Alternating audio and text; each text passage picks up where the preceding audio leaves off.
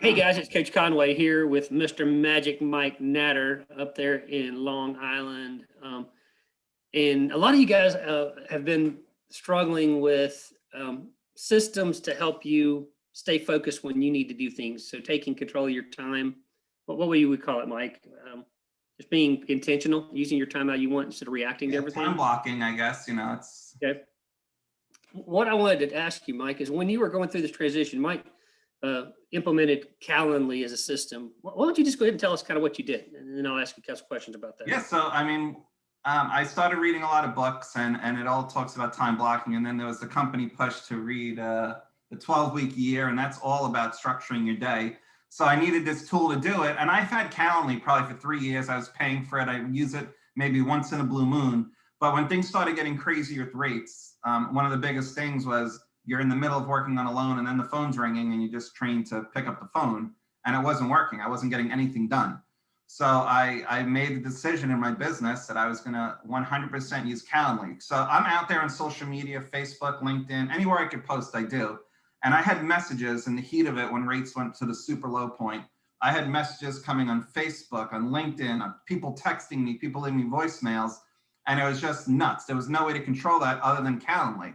So what I would do is I went into my iPhone, into the notes, and I typed out a little paragraph. Hey, thanks so much for reaching out. It's super, super busy right now.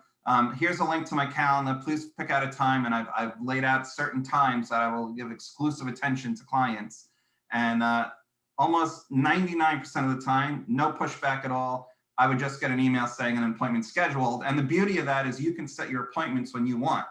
So I set up that I'm only going to talk to clients in the afternoon between, let's say, 12:30 and 5.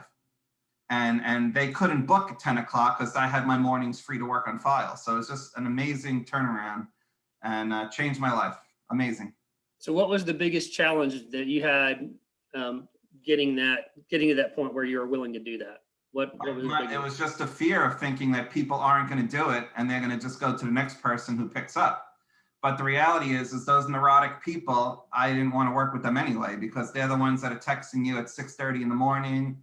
And on Sundays, they have an emergency and then they go to another bank over a $500 fee. So the people that are actually taking their time to fill out the appointment and wait for you, they're more likely to transact with you. So your take on this is if people respect your time and realize that you're busy and follow the rules, they're less likely to cause you challenges and more likely to transact with you. 100%, yeah.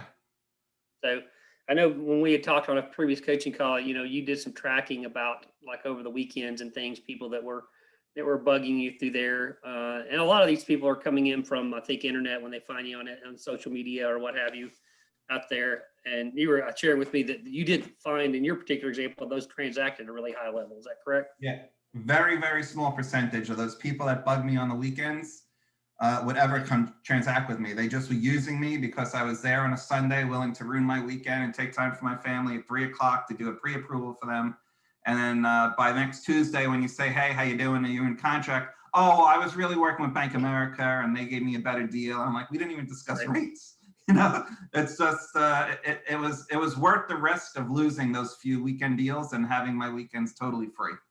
My Calendly does not allow weekend appointments and zero pushback. So I know one of your main sources of business last year was sphere of influence and some past clients that you'd had. What do you say was the next? Was that the biggest, or was the realtor referral your biggest? Actually, if I had to say, my biggest was probably Facebook and past book of business. Yeah. Was Facebook sphere of influence? So basically, friends, people already knew you. Yeah, it was friends that they were all doing tons of refis and buying. Yeah.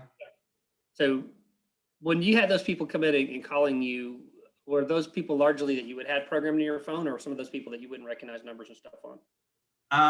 Most of them would Facebook message me. That's why it was great to have 24/7. So right. It was great to be able to just cut and paste my little paragraph and say, hey, it's super busy, or I'm not working right now. Here's the link. Just fill this out and we'll talk tomorrow or Monday.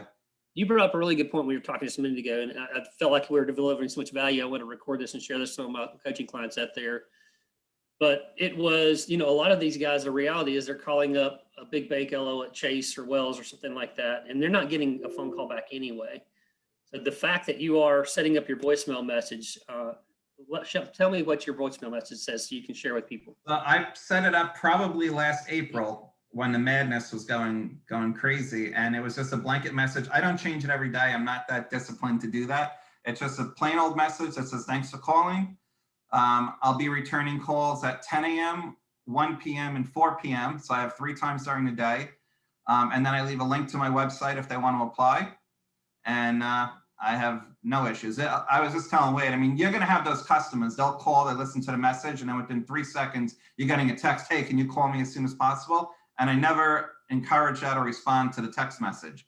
I'll let them call back and leave a voicemail, or I'll send my little paragraph to their text and say, hey, I'm busy right now. Look on my calendar and set an appointment.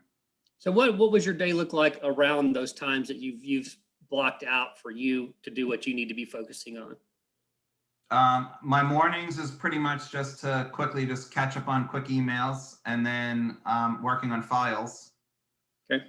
Pipeline reviews with the processor and LOA, and then the afternoons is the meetings if they're on there. You know, right. I'm doing a lot of mortgage coach analysis, TCAs in the afternoon, and right. I do my pre-approvals in the afternoon. Okay. So any particular time you got set out for any type of marketing activities, or is that primarily? I'm just doing that all the time. I don't know. You know, something will pop in my head, some crazy thing, and I'll post it. I have a service that'll send out text messages twice a year to clients, so that keeps me kind of busy. They respond to that, and now I think Move Home does that, so that's going to be great too. I have to take that training. I appreciate it, Mr. Mike. I just wanted to share with some folks out there. Yep, absolutely. Mike Natter, President Club Loan Officer from Long Island.